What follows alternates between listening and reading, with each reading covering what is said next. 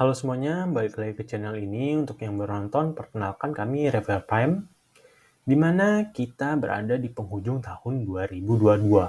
Ya, kita bakal kilas balik apa aja sih yang terjadi di tahun 2022, baik secara makro global, yang berdampak pada saham, kripto, atau aset penting lainnya. Nah, sebelum ke pembahasannya, ada baiknya kalian pause sejenak untuk baca disclaimer ini dulu, dan jangan lupa juga untuk join Telegram, private Discord yang sudah kami sertakan linknya di deskripsi agar kita bisa berdiskusi dan belajar bareng, dan kita juga akan pantau market bareng-bareng ya. Dan jangan lupa juga untuk like, comment, dan subscribe, karena itu membantu kami agar bisa terus berkarya dan lebih berkembang. Oke, sekarang kita masuk pembahasannya. Kita bakal kilas balik nih peristiwa-peristiwa penting, baik ekonomi, makro global di tahun 2022 dan ke kripto ya. Jadi formatnya di tahun 2023 akan beda ya. Kita akan update berita makroekonomi, baik kripto, saham, ataupun secara global ya. Karena kita tidak akan bahas kripto doang, karena kita bakal follow the money, yaitu yang ada di saham juga. Jadi depannya kita bakal bahas lebih luas ya, biar kita bisa cari kemana uang ngalir ya. Di situ coba kita ikutin agar bisa ngambil cuannya. Oke, dimulai di kuartal 1 ya. Di kuartal 1 tuh S&P mencatatkan bulan terburuk ya. Nah, di mana pada minggu pertamanya aja udah lumayan turun, tapi ada info di awal yaitu Microsoft dia mengumumkan kesepakatan dengan Activision Blizzard ya. Kalau yang belum tahu, Activision Blizzard ini developer game yang lumayan terkenal ya, karena Berkshire Hathaway itu punya Warren Buffett mengungkapkan dirinya sebagai pembeli saham Activision Blizzard pada kuartal tersebut ya. Nah, seiring berjalannya bulan, ekspektasi mulai meningkat pada Federal Reserve yang mempercepat jalur pengetatannya untuk tahun ini setelah analisa awalnya memperkirakan 3 kenaikan suku bunga ya. Jadi di The Fed ini di awal tahun memang sudah mengincar bakal ada beberapa kenaikan suku bunga ya. Nah, pada akhir bulan, Fed mengisyaratkan akan mulai menaikkan suku bunga pada pertemuan bulan Maret ya. Jadi atas dasar itu, nah di bulan Februari sampai Maret tuh market mulai was-was, di mana saham terus tertekan di bawah ekspektasi karena khawatir inflasi gitu. S&P turun, terus market koreksi. Nah, di Dow Jones itu mulai turun, Nasdaq juga sama. Nah, jadi di mulai Februari itu rumor ataupun isyarat tentang kenaikan itu sudah mulai berimpact pada pasar. Jadi inilah impactnya adalah penurunan. Nah, inflasi itu awal penyebab ini semua terjadi di tahun 2022 ya, di mana inflasi utama pada bulan Januari itu tertinggi sejak 1982 gitu. Nah, apa sih sektor yang berimpact paling parah? Ya, salah satunya ini energi ya. Udah sektor energi memang terimpact, ditambah lagi Rusia mulai perang di negara tetangganya Ukraina pada bulan Februari, di mana mengirim harga minyak dan bensin ke level tertingginya ya. Ditambah dengan komoditi pangan seperti biji-bijian, karena yang kita tahu Rusia sama Ukraina itu berperan penting ya pada ekonomi global ya. Nanti kita bakal bahas di bawah itu apa saja sih impact-nya. Perang memburuk dan inflasi itu membuat FUD ya di semua makro, baik dari Wall Street, di US, ataupun di global sendiri gitu. Di bulan Maret saham berbalik arah ya, mulai ada yang rebound ya, dari S&P, Dow, dan Nasdaq itu mulai naik ya. Namun kerusakan telah terjadi untuk kuartal tersebut, dan memang akhirnya turun lagi ya. Jadi cuman rebound di awal, tapi turun lagi. Dengan perang Rusia dan Ukraina yang terus berlanjut di bulan Maret ya, itu semakin menekan pemerintahan Joe Biden di US sana. Dan mereka pun mengumumkan rencana untuk melepaskan 1 juta barel per hari untuk menjaga stabilitas dari cadangan mereka. Itu tujuannya untuk mengurangi tekanan ya, karena yang tadi ya, pasokan dari luarnya berkurang, jadi mereka harus menggunakan cadangan mereka sendiri. Kenaikan suku bunga pertama The Fed tuh ya, yang tadi diumumin ada kemungkinan di bulan Maret akhirnya turun juga ya. Kenaikan suku bunga dalam 3 tahun terakhir karena ingin melawan inflasi. Nah, The Fed melakukan seperti yang dijanjikan, menaikkan suku bunga sebesar 25 BPS ya, basis point gitu. Nah, di kuartal kedua nih, di tajuknya aksi jual drastis ya.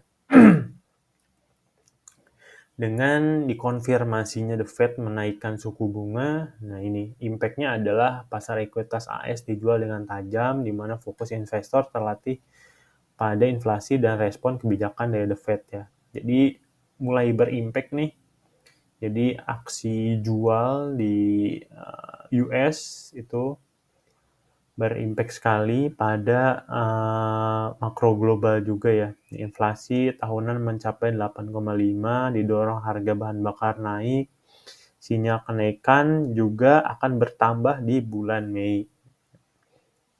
Dan ada yang menarik yaitu Netflix ya. Netflix sempat jadi perbincangan tuh di bulan April karena memang turun tajam karena pelanggan mereka 3 bulan pertama turun ya gitu. Dan juga ada berita penting lainnya yang Elon Musk akhirnya jadi membeli Twitter seharga 4,4 miliar gitu. Setelah itu imbal hasil treasury naik. Setelah itu ada harga minyak turun ya. Nah, per barel gitu. Emmanuel Macron terpilih lagi di bulan April juga sebagai presiden Prancis. Nah, di bulan Mei, aksi jual ekuitas berlanjut dalam 3 minggu pertama bulan ini. Narasi aksi jual tetap sama, jadi yang April market terlihat jualan, terus ditambah lagi di bulan Mei ya. Terus jualan, narasinya tetap sama, jualan, dan The Fed menepati janjinya, dia menaikkan suku bunga sebesar 50 basis point ya. Jadi, aksi yang kedua di tahun 2022 itu, The Fed melakukannya di bulan Mei. Harga minyak naik, ya, hal ini mengakibatkan harga gas reguler di AS juga naik gitu. Ya. Juni tema dominan bulan ini yaitu pengetatan kebijakan moneter. Ya. Bank-bank sentral di seluruh dunia mengambil langkah untuk memerangi inflasi tinggi. Ya. Jadi impact-nya sudah mulai ke global ya di bulan Juni ya, di mana setelah The Fed melakukan kenaikan suku bunga 2 kali, nah bank-bank lain di seluruh dunia pun nggak mau kalah ya, mereka udah ada dan ada juga yang baru mulai. Fed menaikkan suku bunga lagi 75 basis point, The Fed menaikkan suku bunga 75 basis point, kenaikan terbesar dalam 28 tahun ya, setelah inflasi ke level tertinggi 40 tahun yang lalu gitu. Jadi dari sini mengisyaratkan lebih banyak lagi yang akan datang. Nah, kayak Kanada, Australia, Norwegia, Swedia juga menaikkan suku bunga ya, gitu. Tapi Bank Jepang memilih untuk mempertahankan kebijakan moneter yang sangat akomodatif yang mengakibatkan yen jatuh ke level terlemah sejak 1998. Jadi ini Bank Jepang lawan arus nih. Yang lain naikin suku bunga, dia coba mempertahankan yang berimbas pada yen. Di pasar komoditi, harga gas Eropa melonjak karena Rusia mengurangi pasokan. Nah, ini yang tadi ya sebutin di awal. Nah, Rusia tuh salah satu penghasil gas bumi ya, terlebih lagi buat Eropa. Jadi begitu Rusia perang, harga gas di Eropa naik. Di kuartal ketiga yang terjadi apa? Dimulai di bulan Juni, PDB AS mengalami kontraksi ya. Secara teknis memang sudah masuk resesi ya. Jadi yang belum tahu resesi itu memang terjadi penurunan ya. PDB kerja. Jadi memang ada technically-nya, kalau memang mau dibahas nanti kita bakal bahas ya resesi itu apa. Tapi mereka belum mau nih mengumumkan penurunan dan menghindari menggunakan bahasa tersebut, jadi masih malu-malu biar tidak membuat pasar bergejolak ya. Walaupun sebenarnya secara technically sudah masuk ke resesi. Karena kalau nggak salah 2 kuartal berturut-turut ya kalau misalnya minus masuk resesi. Inflasi global terus meningkat, memicu tawaran oleh bank sentral, dan The Fed menaikkan suku bunga sebesar 75 basis poin yang belum pernah terjadi sebelumnya untuk bulan kedua berturut-turut. Di tempat lain, pasar mata uang kekhawatiran bahwa Eropa berada di jalur menuju resesi, ya jadi ikut keseret nih Eropa juga resesi. Nah, di mana di bulan Juli juga ada beberapa berita penting ya, kayak Perdana Menteri Italia itu mengundurkan diri, Perdana Menteri Inggris ini lebih ke kontroversi.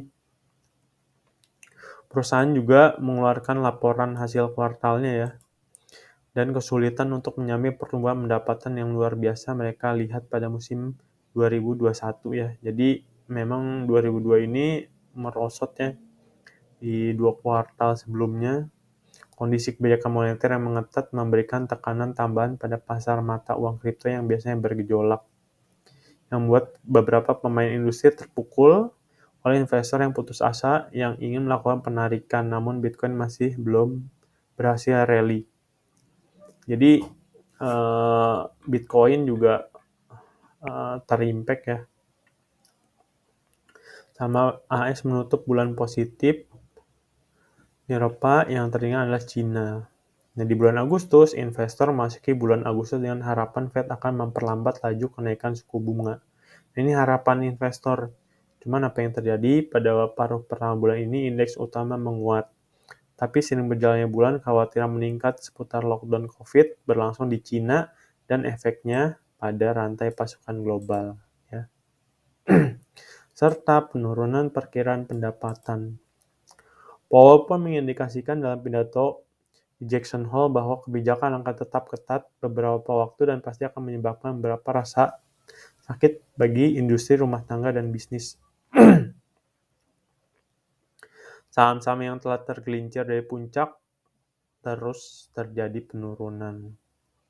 Tapi kelompok-kelompok teknologi di Cina ditopang pada akhir Agustus oleh kesepakatan antar Washington dan Beijing yang memberi regulator AS akses ke audit perusahaan Cina yang terdaftar di bursa. Jadi relatively yang perusahaan Cina yang terdaftar di ini nggak terlalu signifikan ya dibanding dengan saham-saham US. Tempat lain, perang Ukraina membuat harga gas Eropa naik lebih tinggi sepanjang masa, akibatnya meningkat kekhawatiran atas berkurangnya pasokan Rusia. Harga energi kemudian turun saat bulan berakhir, nah tetapi dampak dari krisis energi membayangi sudah jelas. Para pengambil kebijakan mengembangkan pidato Jackson Hole Powell dengan mengisyaratkan dengan suku bunga yang lebih besar pada bulan September. Nah, di bulan Septembernya, Wall Street mengalami bulan terburuk sejak hari-hari awal pandemi, yang belum pernah terjadi sebelumnya oleh bank sentral di seluruh dunia. Fed menaikkan biaya pinjaman sebesar 75 basis poin, ya. Di sini kelompok negara G7 sepakat untuk memberlakukan batas harga pada minyak Rusia mulai awal Desember. Para pejabat menyatakan mereka berharap akan membatasi sumber utama pendapatan Rusia. Nah, awal penuh gejolak, waktu singkat pemerintah trust di Downing Street juga bertepatan dengan episode penunggu jawab lain dalam sejarah Inggris, yaitu meninggalnya Ratu Elizabeth II. Jadi di bulan September ya, ada berita duka juga. Di kuartal 4 tajuknya adalah melawan The Fed. Cuman apa yang terjadi di bulan Oktober saham memasuki rebound pada kuartal keempat. Namun ketika narasi jeda Fed atau pivot menguat, imbal hasil treasury malah turun, saham menemukan pijaknya dan bear segera melemah ya. Sedikit melemah, namun masih ada musim pendapatan kuartal ketiga yang harus dihadapi. Khawatiran semakin tinggi bahwa kinerja dari perusahaan Amerika akan menunjukkan tekanan pada margin dari inflasi yang sangat tinggi, dolar yang lebih kuat, dan kenaikan suku bunga. Pada bulan November, dimulai dengan awal yang sulit setelah The Fed kembali menaikkan suku bunga jumbo 0,75% ya. Ini lumayan tinggi nih di bulan November. Powell meredam ekspektasi investor untuk jeda Fed, jadi nggak dikasih napas nih investor-investornya sama The Fed, terus dinaikkan suku bunganya, memperingatkan bahwa masih terlalu dini bagi bank sentral untuk berpikir tentang jeda. Gitu. Jadi terus Fed menaikkan suku bunganya ya. Dan itu berimpact lumayan berat ya makroekonomi global. Pada akhir bulan November, Powell menyampaikan pidato yang menetapkan ekspektasi untuk laju kenaikan suku bunga yang lebih lambat, tetapi juga memperingatkan bahwa pekerjaan menurunkan inflasi masih jauh dari selesai. Jadi ada kemungkinan dia bilang suku bunga akan lebih lambat, nggak kayak sebelum-sebelumnya ya, yang terus digenjot naik tinggi. Cuman ya masih belum turun juga inflasinya, gitu. Ditambah lagi berita yang kurang sedap ya buat di market kripto ya, di mana FTX, salah satu kripto terbesar, menghadapi pertanyaan tentang solvabilitas, dan crypto exchange saingannya tidak berhak untuk mendapatkan jawaban. Dia melepaskan token asli FTX FTT ya. Jadi si Binance itu di bulan November membuang FTT tokennya yang semakin berimpact pada si FTX. Akhirnya FTX pilot, dan itu menjadi